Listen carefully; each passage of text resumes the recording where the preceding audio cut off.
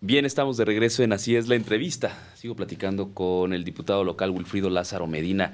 Diputado, llega, se da la intervención del gobierno de la República en Michoacán tras la crisis muy grave que vivía, y vaya, le estoy exagerando un poco, crisis grave que vivía Michoacán, pero es la realidad. Bueno, sí, Ya era llegamos insostenible a un lo que se punto estaba muy grave, sí. viviendo en el estado, en las regiones, sobre todo las más alejadas de la capital, que pues ya prácticamente los ciudadanos no tenían el control de sus actividades, sino eran grupos pues creados, grupos de poderes fácticos. Sí.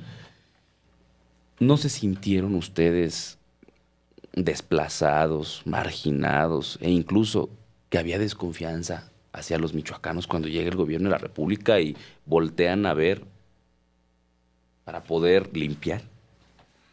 Bueno, la intervención fue muy determinante. Yo creo que sería la palabra muy determinante, ya con una idea, seguramente con algún diagnóstico que se tenía, y ese diagnóstico le permitió a la autoridad, al gobierno federal, entrar con mucha determinación.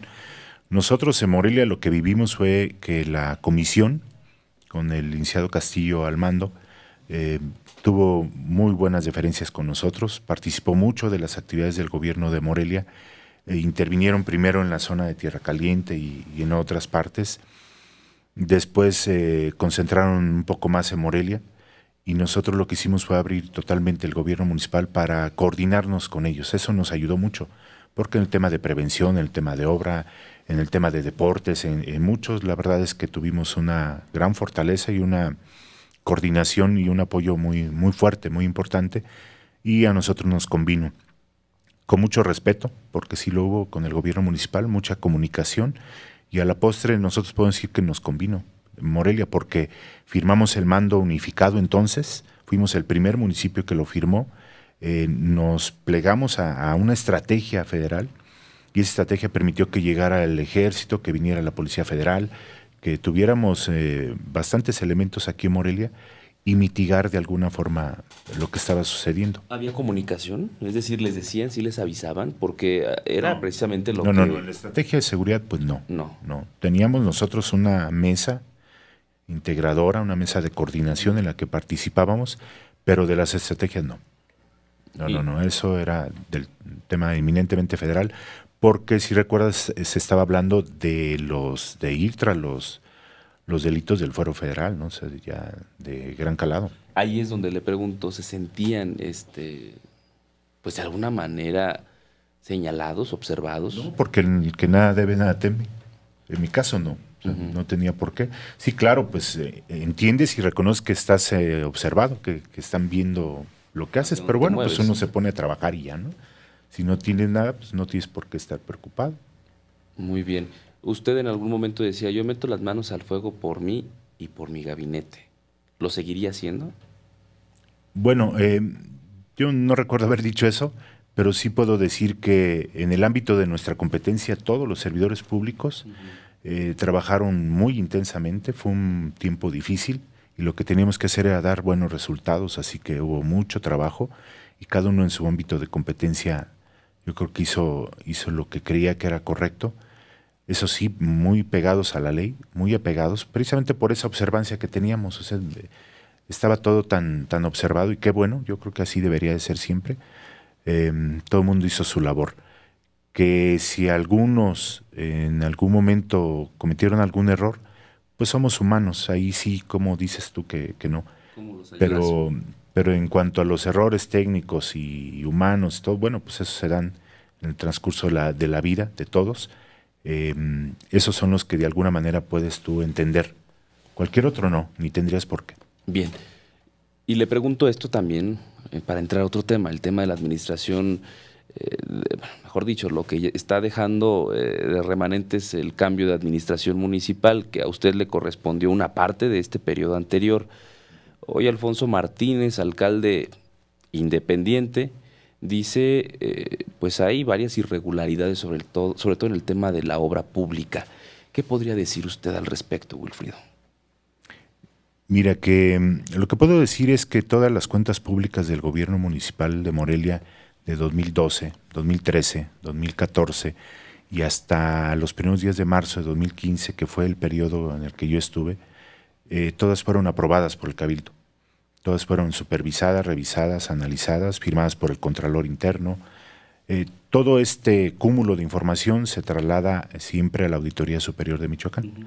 Y la auditoría es el órgano fiscalizador, es el que se encarga ahora sí de revisar todo eso, localizar hallazgos, le llaman en una primera instancia, una segunda instancia, esos hallazgos se convierten en observaciones, esas observaciones se tienen que allanar por los servidores públicos en su momento, y en todo ese proceso hemos estado al pendiente, sin lugar a dudas, lo que le corresponda a cada quien, porque ahí no va por el nombre del presidente, va cada uno de los servidores públicos en la instancia en la que estuvo trabajando, en esa tiene que ir respondiendo.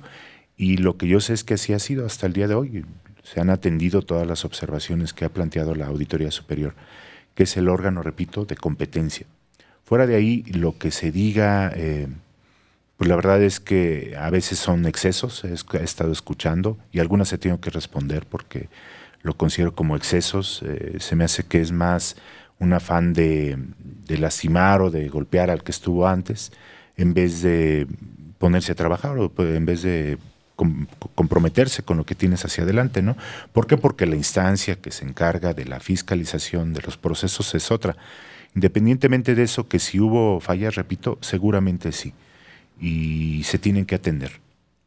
Decía Alfonso Martínez, son 19 millones de pesos que usted pagó de anticipo a algunas obras que a Salvador Abud pues las perdonó y no las ejecutó, y por aún en algunos casos hay obras con anomalías que incluso dice se va a proceder de manera penal en contra de la empresa que hizo, no nos vayamos lejos, la Calzada Juárez. Bueno, para que veas ahí de puro lo que dices, yo no los pagué. ¿Y por qué no los pagué? Pues porque yo no soy ni era el encargado de pagar. O sea, no es mi función. Esa función se genera a partir de que el área de obras públicas, con el expediente en la mano y los volúmenes de obra que se han estado ejecutando o se van a ejecutar, los transfiere al área de tesorería. Tesorería, con el expediente en la mano, emite un cheque. O sea, no es nada más porque es una orden del alcalde. No, ni aunque la diera el alcalde, pero que no la da. Ni es su atribución, ni está en el marco de sus actividades. Eso se genera, sí y solo sí, hay todo un procedimiento administrativo que debió de hacerse. Hay obras que se pagan, en todas las obras de hecho se paga un anticipo, de otra manera no arranca. Entonces yo no sabría si es la parte del anticipo o cuál fue la parte de la que se está mencionando, pero aún así el anticipo se entrega a partir de todo un procedimiento derivado de una licitación, de un proyecto y de todo un trámite ante la administración para que pueda emitirse un cheque que está debidamente sustentado, foliado, etcétera, ¿no? Entonces, es un regalo. De ninguna manera. Entonces, por eso digo, yo creo que como no es la instancia que le corresponde, pues la instancia que se dedica a eso es la que debe de estar al pendiente y revisar qué es lo que sí, qué es lo que no está debidamente sustentado. Hay excesos en las declaraciones. ¿Cuál es el afán? Ya habría que preguntarles. No sé cuál sea el afán. Yo le busqué hace días por si quería que en algún momento platicáramos. Yo estaba con mucho gusto a la orden de poderlo hacer, sobre todo para seguir evitando, sobre todo el dime y diré, pero también ese protagonismo y ese afán de llevar al morbo muchas cosas que no son ni deben de ser así, porque también daña la personalidad, ¿no? Daña a algunas personas. Yo siento que es muy injusto hablar de esa manera. ¿Qué va a pasar? Usted pedirá derecho de réplica, que ya lo ha hecho en algunos medios, pero pedirá que se investigue esto, o Alfonso, ¿qué va a pasar? Porque finalmente, pues ahí, como usted lo decía, ¿no?